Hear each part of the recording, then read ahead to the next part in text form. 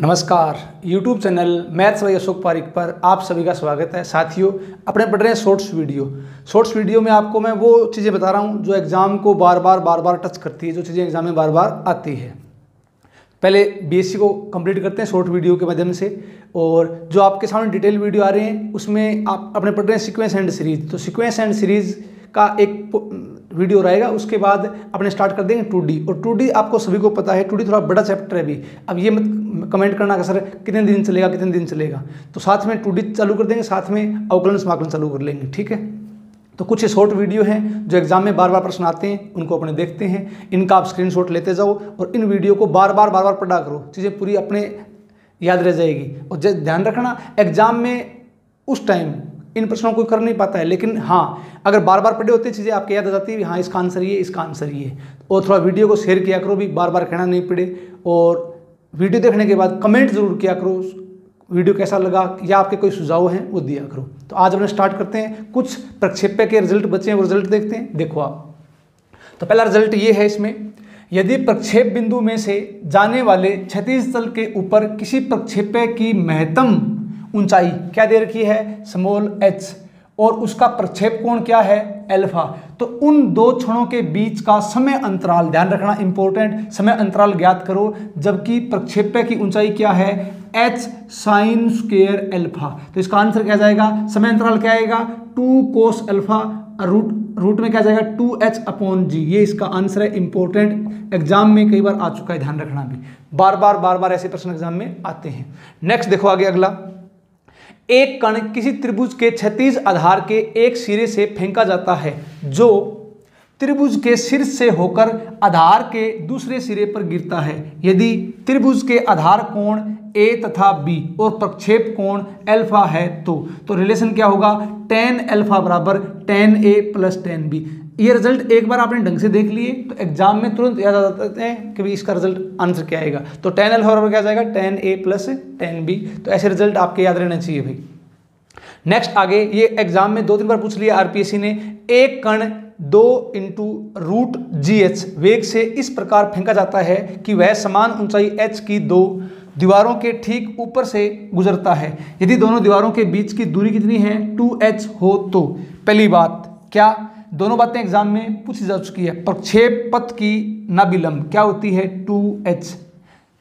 याद रखने में आसानी है, कैसे, दोनों दीवारों के बीच की दूरी 2h है, तो यहाँ पर देखो प्रक्षेप पथ की नाभिलंब 2h, और दोनों दीवारों से गुजरने का अंतराल, इंपॉर्टेंट, ध्यान रखना इंपॉर्टेंट, क्या 2 × रूट में क्या जाएगा h/g। ये अपना आंसर है, इसका आप स्क्रीनशॉट ले लो। आगे, यदि किसी प्रक्षेप्य के परवलयीय पथ के किसी चाप के सिरों पर खींची गई स्पर्शियों के मध्य कोण क्या है, अल्फा है, और इन सिरों पर वेग v, v' हो तथा प्रक्षेप्य का अचर क्षैतिज वेग क्या हो, u हो, तो चाप पर चलने का समय, इंपॉर्टेंट, ध्यान रखना, चाप पर चलने का समय v साइन अल्फा/g u होगा, ध्यान रखना। ये रिजल्ट हर बच्चे के डायरेक्ट याद रहने चाहिए। नेक्स्ट आगे देखो, एक कण क्षैतिज से अल्फा कोण वाली दिशा में प्रक्षेपित किया जाता है, इसका क्षैतिज परास r है। यदि यह बिंदु P, Q से गुजरता है तो रिजल्ट क्या होगा, tan अल्फा बराबर Q/P × R/R-P। इंपॉर्टेंट रिजल्ट है, ध्यान रखना। नेक्स्ट देखो आगे, एक कण प्रक्षेप कोण अल्फा पर इस प्रकार फेंका जाता है कि वह समान ऊंचाई स्मॉल a की दो दीवारों के ठीक ऊपर से गुजरता है, जिनके बीच की दूरी कितनी है, 2a है, तो प्रास क्या होगी, ध्यान रखना इंपॉर्टेंट, प्रास होगी 2a कोट अल्फा/2, ठीक है। नेक्स्ट देखो आगे, h ऊंचाई वाले खंबे के शीर्ष तथा पाद से दो कण क्रमशः अल्फा तथा बीटा प्रक्षेप कोण पर एक साथ प्रक्षेपित किए जाते हैं। दोनों प्रक्षेप पथों के प्रतिच्छेद बिंदु की खंबे से क्षैतिज दूरी क्या होगी, h cos अल्फा cos बीटा/sin बीटा - अल्फा है। इस पूरे का आप स्क्रीनशॉट ले लो। नेक्स्ट देखो आगे, कुछ 2 बड़े प्रश्न हैं, देखो एग्जाम में आते हैं। ये नीचे वाला क्वेश्चन कॉलेज लेक्चरर 2020 में आया हुआ है भी। अब एक काम करो, क्या करोगे, देखो रिजल्ट ये, एक प्रक्षेप है, उसके प्रक्षेप बिंदु से होकर जाने वाले क्षैतिज तल में स्थित किसी लक्ष्य की ओर फेंका जाने पर यह उससे a मीटर पहले ही गिर जाता है। जबकि उसका प्रक्षेप कोण अल्फा होता है तथा जब उसका प्रक्षेप कोण बीटा होता है तो वह लक्ष्य से b मीटर आगे गिरता है। यदि प्रक्षेप वेग सभी अवस्थाओं में एक ही रहे तो लक्ष्य के लिए सही प्रक्षेप कोण क्या होगा। रिजल्ट ध्यान रखना इंपॉर्टेंट है, एग्जाम में एज इट इज सीधे आते हैं तो याद रहना चाहिए। 1/2 साइन इनवर्स क्या आ जाएगा, a sine 2 beta plus b sine 2 alpha upon में क्या आ जाएगा, a प्लस b होगा। और नेक्स्ट अगर देखो, अल्फा और बीटा प्रक्षेप्य कोण वाले दो परवलयिक मार्ग O से गुजरने वाले क्षैतिज तल पर स्थित लक्ष्य पर निशाना साधते हैं, परंतु एक लक्ष्य से P दूरी पहले और दूसरा P आगे गिरता है। यदि लक्ष्य को साधने के लिए उचित प्रक्षेप्य कोण थीटा है तो साइन 2 थीटा का मान बताना है। पहला ऑप्शन है कोस अल्फा प्लस बीटा बटे 2 साइन अल्फा माइनस बीटा बटे 2। दूसरा है साइन अल्फा प्लस बीटा बटे 2 कोस अल्फा माइनस बीटा बटे 2। तीसरा है साइन अल्फा प्लस बीटा बटे 2 कोस अल्फा कोस बीटा। और चौथा है sine alpha plus beta upon 2 sine alpha sign beta. अब एक काम करोगे कि इसका जो आंसर है ना, इसका आंसर आप कमेंट करोगे। ध्यान रखना 1 नंबर आएगा या 2 नंबर आएगा या 3 नंबर आएगा या 4 नंबर आएगा। और ये क्वेश्चन कॉलेज लेक्चरर 2020 में आया था, ध्यान रखना भी। इसका आप स्क्रीनशॉट ले लो। नेक्स्ट देखो आगे कुछ फॉर्मूले हैं, यहाँ से बार बार एक फॉर्मूला एग्जाम में आता है तो ये आपके डायरेक्ट एज इट इज याद रहने चाहिए। नेक्स्ट देखो आप कोणीय वेग एंगुलर वेलोसिटी। तो कोणीय वेग क्या होता है, ओमेगा। इसे ओमेगा से व्यक्त करते हैं। ओमेगा बराबर क्या होता है, D theta upon D T बराबर थीटा के ऊपर एक डॉट है। इस एक डॉट का मतलब क्या है, इसका मतलब टी के सापेक्ष अवकलन, ठीक है ना। एक बार एक डॉट का मतलब एक बार टी के सापेक्ष अवकलन। कोणीय त्वरण D omega upon D T बराबर D square theta upon D T square बराबर थीटा के ऊपर 2 डॉट है। इसका मतलब 2 बार अवकलन टी के सापेक्ष। ध्यान रखना ये एज इट इज फॉर्मूले एग्जाम में आते हैं। आगे नेक्स्ट वेरी मोस्ट इंपोर्टेंट क्या, कोणीय वेग व रैखिक वेग v में संबंध क्या होता है। ध्यान रखना तो d theta upon D T बराबर क्या होता है, v p upon r square बराबर थीटा के ऊपर डॉट। मतलब एक डॉट का मतलब एक बार अवकलन टी के सापेक्ष। ये बार जब पढ़ोगे चीजें याद रह जाएगी, एग्जाम में सीधा आता है, देखा टिक मार दिया। नेक्स्ट आगे देखो अरिय वेग क्या होता है, u बराबर D R upon D T बराबर आर के ऊपर डॉट। नेक्स्ट आगे देखो अनुप्रस्थ वेग, इसका फॉर्मूला क्या होता है, v बराबर are d theta upon D T बराबर आर थीटा के ऊपर डॉट। अब एक रिलेशन यहां से बनता है क्या, टेन एल्फा बराबर, इंपॉर्टेंट एग्जाम में सीधा पूछ सकता है, टेन एल्फा बराबर क्या होता है, आर थीटा के ऊपर डॉट अपॉन आर के ऊपर डॉट बराबर are d theta upon D R बराबर, ये बराबर में टेन फाई, तो एल्फा बराबर फाई। ध्यान रखना, इसका आप स्क्रीनशॉट ले लो। नेक्स्ट देखो आगे अरिय त्वरण क्या होता है, D square r upon D T square minus r d theta upon D t का स्क्वायर बराबर आर के ऊपर 2 डॉट माइनस आर थीटा के ऊपर डॉट का स्क्वायर। ध्यान रखना फॉर्मूले एज इट इज याद रहने चाहिए, आपके एग्जाम में सीधा आता है। ध्यान रखना अनुप्रस्थ त्वरण क्या होता है, आर थीटा के ऊपर double dot plus 2 r theta, r के ऊपर भी डॉट है और थीटा के ऊपर भी डॉट है बराबर 1/r D upon D T, और ये क्या जाएगा आर स्क्वायर थीटा के ऊपर डॉट। जब कण वृत्तीय पथ में चले, ध्यान रखना इंपॉर्टेंट, वृत्त का समीकरण क्या हो जाएगा, r बराबर a। अरिय वेग क्या हो जाएगा, जब कण क्या है वृत्तीय पथ में चल रहा है तो अरिय वेग क्या हो जाएगा, r के ऊपर डॉट बराबर 0। इंपॉर्टेंट है, इंपॉर्टेंट एग्जाम में सीधा पूछता है, ये भी इंपॉर्टेंट है, ध्यान रखना इस बात का।